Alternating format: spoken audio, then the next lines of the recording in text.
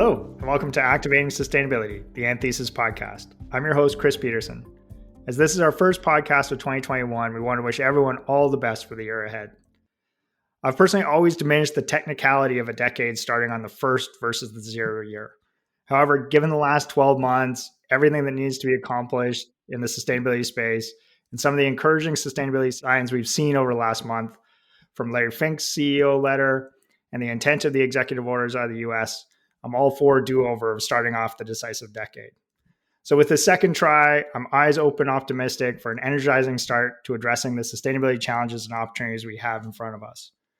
We sincerely hope that you and yours are healthy, safe, and are feeling some of that excitement in your world as well. Today's podcast is a topic I wish we really didn't have to discuss in the 21st century, but tragically, forced labor is still an issue in our modern world, and it's one we cannot ignore. So to help us navigate the issues, understand efforts to eliminate it, and provide guidance on what we can do within our organizations to drive it out of our value chains, I'm really pleased to be joined by two colleagues, Adriana and Ramesh, today. Adriana Quintero is Managing Director of Anthesis Group France. And amongst other experience, Adriana has worked in government affairs, including international social standards compliance in the mining sector. The work she did there is part of a foundation of what a number of emerging regulations and successful practices are built upon within this space. And Ramesh Panavalli is a senior consultant with Anthesis Group UK. And Ramesh has over 15 years of working with leading UK retailers, FTSE 250 companies, and multi-stakeholder initiatives on their global sourcing. He's worked with suppliers remotely and on the ground all over the world, creating programs on transparency, managing risk, ethical trade strategy, due diligence programs, capacity building, purchasing practices, and women empowerment programs. Welcome to the podcast, and thank you both for joining us today. Thank you, Chris. Thank you, Chris, for having us. It's a pleasure to be here. So this is such a tricky topic and one that you always hope will go away. But I think the headlines that we've seen recently have really brought this back to everyone's awareness, including mine, of the criticality of it and the fact that it's still there. And I'm wondering if maybe the two of you could give us a little context, a little catch up around what is happening for those like me that are being brought back into this space. So in terms of what's happening out there, it is a lot of legislation and across the global regulatory environment, which has been led to combat forced labor and to gain momentum as it shifts from a reporting requirement to a mandatory due diligence to legal trade for some countries. So, there is a lot of focus on human rights due diligence when it comes to legality of trading. And this has actually been exacerbated by the COVID, which has recently happened. There is more legislation appearing across in countries like UK, in the US, and Canada, France, etc., where this is a key focus. Last year, on April 29th, and this was in the mid of COVID, that the European Commissioner for Justice, Didier Reynders, announced that the European Union plans to develop a legislative proposal for mandatory due diligence in the EU. And if adopted, this legislation will require all the business to carry out due diligence in relation to potential human rights and environmental impacts.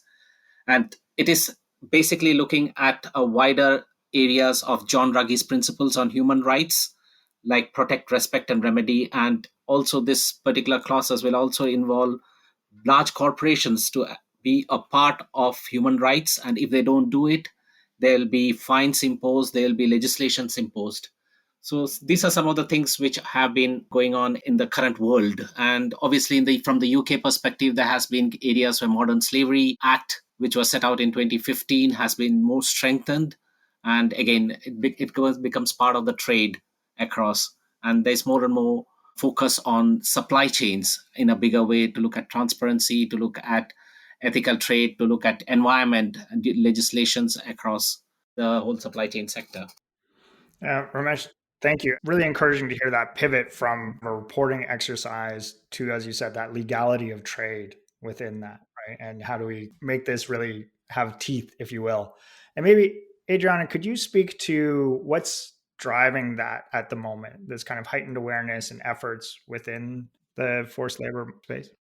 Well, I think this is part of a wider human rights conversation, Chris. It has been going on for several years. I mean, having worked in the mining sector with this, the extractives were one of the first industries to begin to have to address these sort of things and really respond to the kind of impacts that they were having on the ground, be responsible for some major human rights violations, as well as having to really maintain sort of their license to operate. But up until now, to a very large extent, this has been voluntary.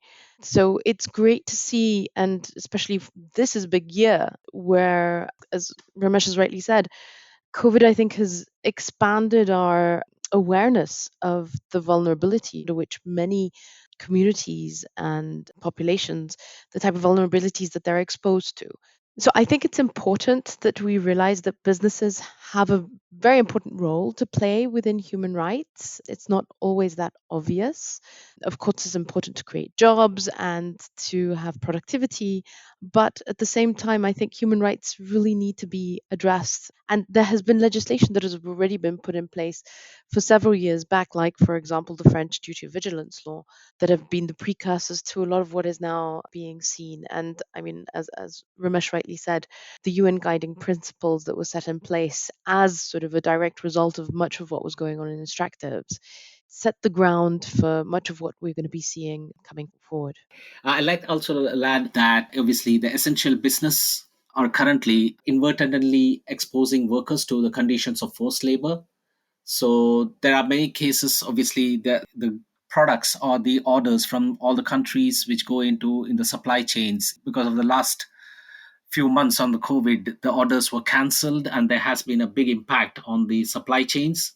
And it's that in certain countries, obviously now the countries are bouncing back and the orders are come back, and there is much more attention towards work, and this is tight production windows, last minute orders, short term contracts, which is again pushing the workers in the supply chain to do more and asking them to do more than the required country law hours. And that creates more and more rush orders, which drives into the modern slavery issues in the supply chain. So that's one of the things which has been noticed. So I think part of the vulnerabilities that have come forward, especially with COVID, is, I mean, obviously with the impact on the economy and on our health systems, we've seen sort of these vulnerabilities of not just frontline workers, but there's many others. I mean, for example, there have been studies that have shown that seafarers, where there can be up to 400,000 people who are stranded at sea with retained passports with no pay, the issues around migrant workers who have been stranded in countries that are not theirs, who may have either lost their jobs or are not able to earn a living. This also includes potential sort of extension to domestic workers. In total, according to the International Labour Organization, the ILO, the estimates are that the impact of COVID on jobs will be around 195 million people who will be losing their jobs around the world. And of those, there is a large majority that are in these very precarious situations. Yeah, it's very sobering to just think about that scale of challenge, right? And what that looks like going ahead. All right. So, as we think about some of those underlying challenges that are just persistent and drive a lot of the work here, whether it's the new things that are emerging to that, but the things that sit underneath it that we still need to drive out, could the two of you speak to that a little bit further? Yeah, let me start about looking at the key sourcing countries across the world and what are the key impacts and what has been happening. So let me start with China.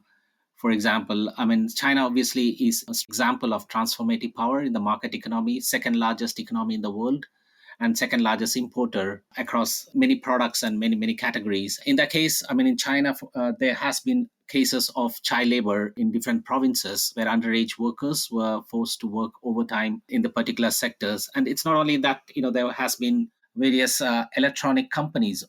These are big companies who have been working on certain exploitative conditions in the factories where students from vocational Chinese courses have been asked to work in these factories to look at manufacturing. And these particular students have been kind of under threat of failing to graduate if they don't work in those factories. So such are the kind of forced labor in those countries. And obviously, I'd like to talk about the latest area of basically the Muslim Uyghur, which has been currently in the news, we're looking at the Xinjiang province of detention and prison camps.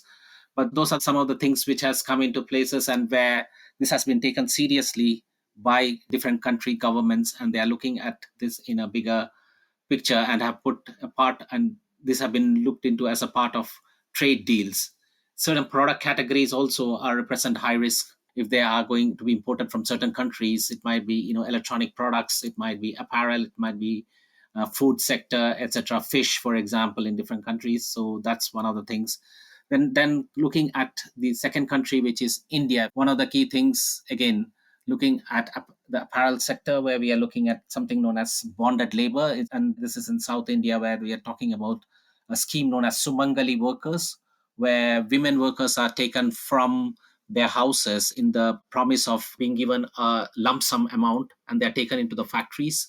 And they're actually led by an agent recruiter in the supply chains who then promise them work. They go into these factories and they're stranded for 3 years, and basically it's a kind of bonded labor where they're not even allowed to come out of their houses in the nights, and they work like 24 these factories with precarious working conditions. So that's one. Turkey, we had issues. I mean, this is a key issue which has been going on for the last 3 years on Syrian workers, where after the war the Syrian workers went into the Turkish region looking for work, and they are working in, again, coming back to different industries. They ask for work, but they are not given the same rights as of the normal Turkish workers. I cannot less than speak about UK. I mean, UK is another big country where we had Modern Slavery Act come into this picture. Again, looking at the apparel sector, where there are issues in the supply chain where people are not properly looked at. They are not proper working conditions, they're not paid the minimum wage, there are no proper rights, etc. And so that's a bigger issue what I see in the current context, looking at specific sourcing countries. It's really frightening to think about the pervasiveness of that. I would hope that it's self-evident that everybody is against this. So why have we failed to drive it out of our supply chains, and why does it continue to exist? What are some of the challenges in I think the eliminating biggest this? challenges is obviously, having a complete due diligence process within the place, and obviously the responsibility and owners of the factory or the companies who actually manage these supply chains. There needs to be a proper governance process in place, and the most key important thing is transparency.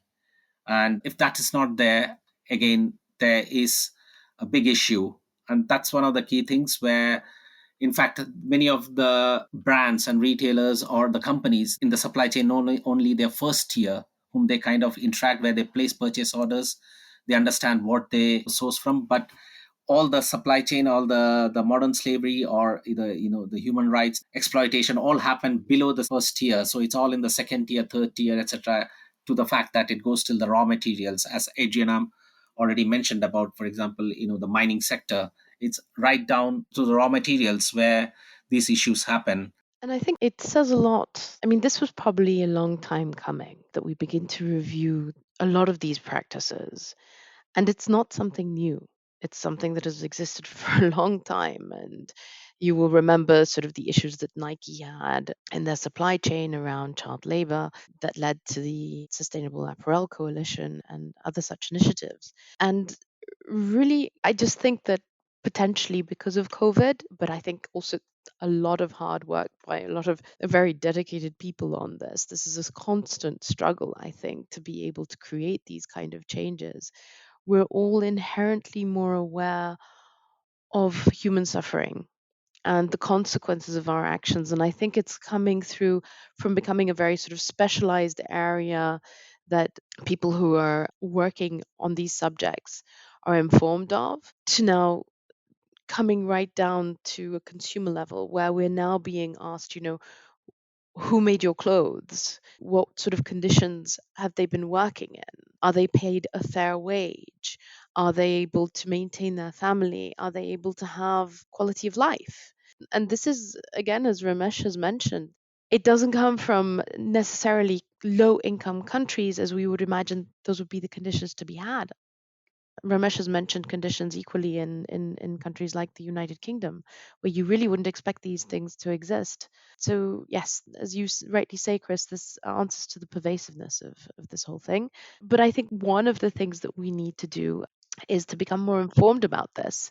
And for this also, as a subject, to be something that we really truly begin to look at as individuals and make the effort to begin to look into these things, that it isn't a very specialized area, but something that all of us are responsible for becoming better informed on.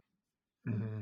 I know in our earlier conversations, interesting to think about how it's not just fast fashion. It's not just the sneakers that are the issue, right? It is this hitting every industry. And if we're not conscious of it, and as you said, Ramesh, really think about transparency and ensuring and driving it out of our value chains, right? There's a high risk of it entering into those.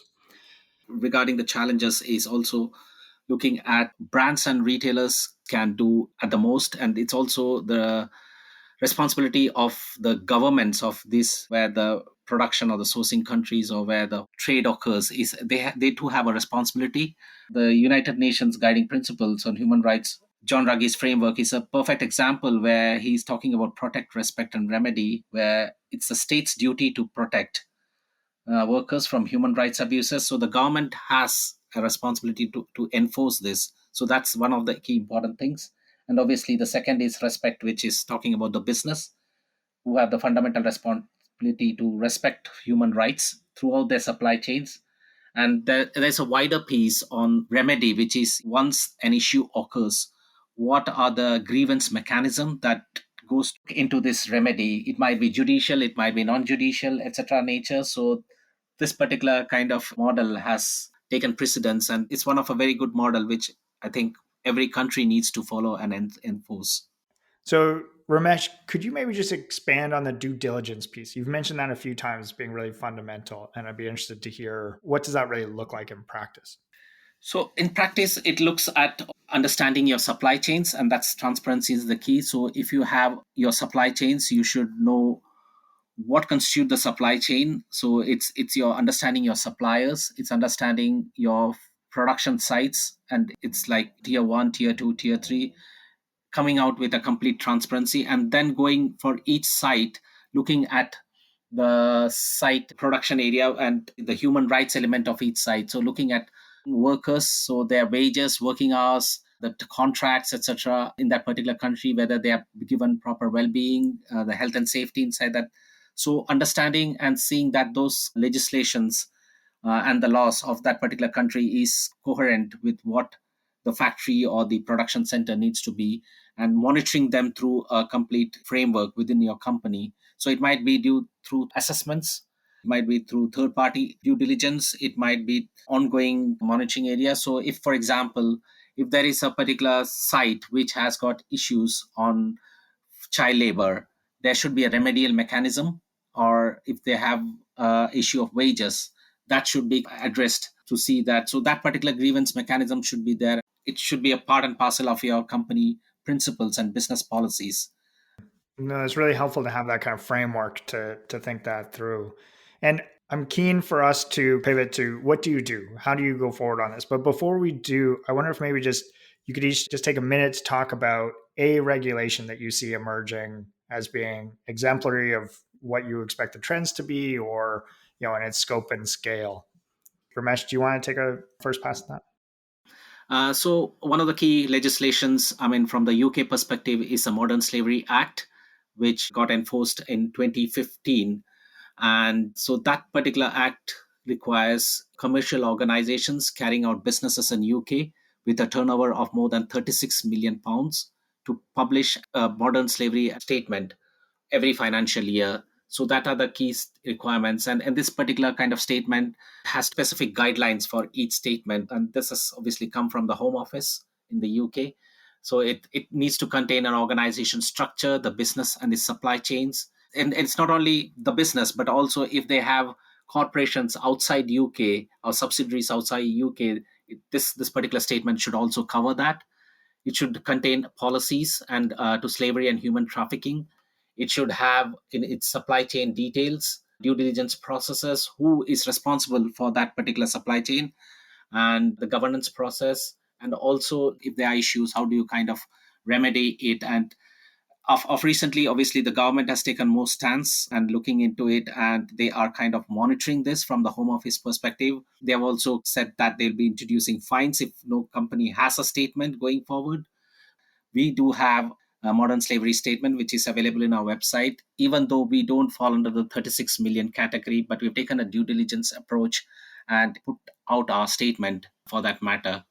So that is one of the key legislations which I see, and obviously it has also been included in the global trade of recently when it comes to companies importing from China. But it's not just China; it'll be mandatory across all countries. Thank you for that context. I think this is really helpful to understand. And Adrian, just before we move on to shifting what to do here, any additional kind of quick thoughts and comments on the regulatory space?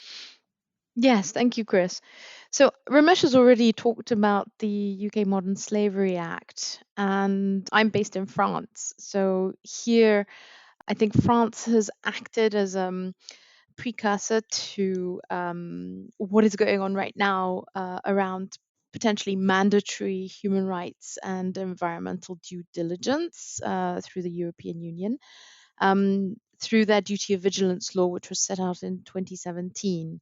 Now, there are some sort of considerations around that as to where it has been effective and it was ambitious, but where perhaps it failed in truly having the right scope and impacts that many people would want to see around this. So I think EU legislation is looking to improve upon some of the failings that were seen from the duty of vigilance law set out in France. Though, as I say, it was a really good first step. So we've also seen in the Netherlands implementation of the child labor due diligence law in 2017. Now there have been several instances of child labor along different supply chains in several sectors. Um, the interesting thing around this, of course, is companies need to consider local legislation as well. It isn't enough to just do a blanket assumption that anybody under the age of 18 would not be implicated. Some local legislation accounts for the fact that in some countries, children below the age of 18 are an important part of the family income, and they allow for, under very clear conditions, that this is permitted. So I think it's to the onus also of companies to understand the local context, ensuring that there is the right to education, they're not exposed to any sort of dangerous work, and there's a limitation also on the type of hours and type of work that they're doing. Um, Other regulation that has come forward, of course, is around conflict minerals, that has reinforced much of what is being looked at in human rights. And I think, in general, parallel to what is now being seen around mandatory human rights and environmental due diligence, is the strengthening of the regulatory framework around standards for non financial reporting. There's a directive that is also underway. So I think much of this regulation, what it is doing is really looking at how companies are monitoring and enforcing much of their practices around this space. Thank you both for the context around regulations. And I know there's so much more to dig in there, but I'm going to pivot us to what to do. What should organizations and individuals within those organizations be doing to address this? In terms of the first thing which we need to do is understand our supply chains, much deeper into wider context horizon, understanding the tiers, which I did explain earlier on. But one of the things from the COVID experience, that is understanding how the impact COVID has on the supply chains, is another big thing. And there should be a continuous monitoring system in terms of workers' due diligence, workers' rights, and workers' well-being in that matter. Now, one of the things we do is that we help our corporate clients to understand the COVID response tracker. Now, this is something we are doing in the UK for leading supermarkets, where we actually work with the data from the Oxford University through the Blackmanic School, where we actually look at a COVID response tracker, understanding key issues and key containment issues in the global sourcing regions. And this particular data is fed to the brands and retailers who then pass it on to the suppliers to look at how things are changing on a day-to-day basis in terms of the COVID response and the government response tracker in these particular areas. So that's one of the things we do for brands and retailers here in the UK. The second thing Ansys have is something known as a risk horizon tool, where we actually can look at country risks, the sector risk, etc., for a particular country, and then look at it on a wider context for forced labor or human rights, etc., in that particular category of products. And we've got a wide width of sector knowledge and industry knowledge of our key consultants who actually offer a lot of knowledge in this particular area. We also currently do a lot of validation, independent evaluation of supply chains in this particular area. Like, for example, currently we are doing for one particular investor in the UK where we are looking at their client supply chains before actually going for bigger investments. And we are monitoring what due diligence they have done in terms of managing their supply chains, in terms of their factories, in terms of their workers, etc., looking at assessments, etc. And recently, the investors have taken a key interest in this particular area. And before any investment is done across any companies, they look at this particular area and then they decide whether the supply chains do not give any reputational risk in the future. So that's one of the key things which you do. We offer expertise on modern slavery statements, policies, building procurement practices, etc., which looked at forced labor in a bigger way. The key area which I need to mention is United Nations Sustainable Development Goals, which are focused across the world. And this is something where brands and companies are looking at. Every organization currently is mapping their processes and policies into the United Nations Sustainable Development Goals. And since today's podcast is about forced labor, obviously, Goal 8 from the United Nations Sustainable Development Goals looks at modern slavery, looks at forced labor, and Goal 10 looks at decent working conditions. Yeah, no, thank you. I think really helpful to get that perspective. Maybe taking that into the company, how does that look like for a company looking to get their arms around this? First of all, we're conducting a hotspot analysis of your key operations and supply chain for modern slavery or human rights risks.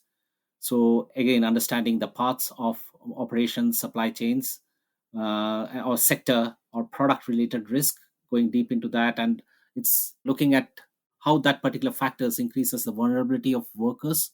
So use of temporary or migrant workers. One of the bigger things is looking at reporting this and on a wider context. That's also part of the transparency piece. In the UK, we have something known as a transparency pledge, where every company has to sign up to it. This is from the retailer perspective and demonstrate all the due diligence. They have to put all the production sites information on a public domain as a part of their reporting agenda. So that's one of the things. The other various reporting mechanisms, such as the GRIs, where this is more enforced.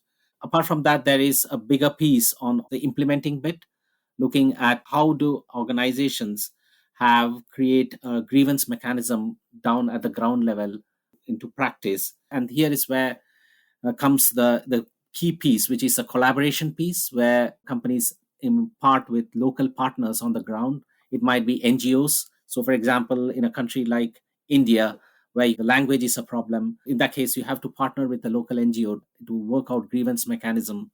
And again, it's all in a wider context. It's supporting the suppliers. And as brands and retailers or also companies, they should support the suppliers in protecting their workers. So it's a big amount also come into capacity building and training. So raising awareness about forced labor on the supply chains. It might be through various training mechanisms. At the moment, because of COVID, there is a lot of online training mechanism which can be impacted. But again, it's on the ground where interacting with workers is also the key, where more impact to the workers can be done through training. Another big key focus is worker feedback. So providing a channel for workers to raise concerns. It's not just one way. So the workers have to also feedback about how they feel in the companies and what are the key issues. And so it might be the form of worker committees in organizations, which is a key part of freedom of association. So those are key things. And for a business to be resilient or to sustainable, they need to see the world clearly in this case, and they should anticipate a plan of looking at this in a more holistic way. Yeah, no, thank you for breaking that down. And Adrian, I know in previous conversations, you really thought a lot about the linkages to human rights. Do you want to speak to that just for a minute before we wrap things up? One of the important things for companies to keep in mind is that it isn't enough just to simply have a human rights policy in place. And no sector is exempt from this. I mean, we would usually imagine that companies that are working in the energy transition space, so in renewable energies, and that is benign and they are not exposed to this kind of risk. But the Business and Human Resources Center have brought out a very useful application, which is called the Transition Minerals Tracker. They've seen through this that 103 companies that they've been looking at, 51 had allegations of human rights abuses. 29 of these had a human rights policy in place. So I think this follows through to what I was discussing about the French duty of vigilance law, where people have seen that it isn't enough for a company to have sort of the observable basics of having a human rights policy in place, of saying that they have internal training and that they have a grievance mechanism, but that really this has some teeth to it. So they have to have some clear signals around the quality of human rights due diligence that is being done by a company. So, for example, is governance around human rights being done at the highest level, so at a board member level? Is there meaningful engagement with stakeholders? Is there a way that the company is prioritizing the risks? Are they taking action around risks that have been identified? It could also be around evaluating if of those risks that have been identified, how are they demonstrating real progress around this? And also, very often, it's sort of with the Ruggie framework of protect, respect, and remedy. Are companies offering remedy around potential impacts that have been caused? So it isn't enough to just have a human rights policy in place. The legislation that has been proposed by the European Union will be extending how they are looking for companies to really demonstrate a real integration of impacts being caused by their operations. And also, another thing is that this is not just going to be for large companies. The French duty of vigilance law includes only the largest companies that have between 5,000 and 10,000 employees, both in France and internationally. This new legislation is looking to widen the scope to expand it to companies of all sizes. So this will be very interesting to see how it develops going forward. Yeah. Thank you both so much. I mean, we've covered so much ground. Maybe just before we close, I'd love to hear from each of you if there's one key thing you would like people to walk away from this discussion with, or an action that they should take going forward. Is there one that comes to mind? I think for me, the most important thing is transparency. Transparency enables companies to comply with a growing number of legal requirements, such as Modern Slavery Act, EU Directive, etc. So that's one of the things, and it's also part and parcel of being competitive in the market. So more transparent the company is, you get more competitive advantage. Like I did mention about the publishing the supply chain information, that means that the company has a mission. This is what the consumer needs also at the moment, because there's a big focus on social media in this particular area, and where if there is a particular issue, the NGOs put it social media, etc. And as Adriana just mentioned, this investors are looking it into a big way, where share price immediately drops down, they rate the company down. So that's a bigger thing. Wonderful. Adriana, final thought from you? Yeah, my message would be really around I think that companies think that having a human rights policy in place safeguards them against potential issues down the line and in their supply chains, but they really need to be looking at this, and there is no industry or sector that is exempt from this. Great. Yeah, very sobering. So, thank you both so much for the insight. This is a really difficult topic to discuss, and I just appreciate both of you coming on, sharing the information we have, and for the work you do in this space to reduce it. So, thank you both very much. Really appreciate it. A pleasure to be with you, Chris. Thank you for inviting us, and thank you to the listeners.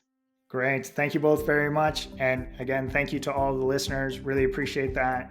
We'll post a number of resources up in the description for this, including the UN Guiding Principles, links to some of the relevant sites on our thesis page, including supply chain support efforts, some of the tools that Ramesh mentioned earlier, as well as a blog post that Ramesh is putting together on this topic. So be sure to check those out. Thank you all again for listening and engaging around this topic.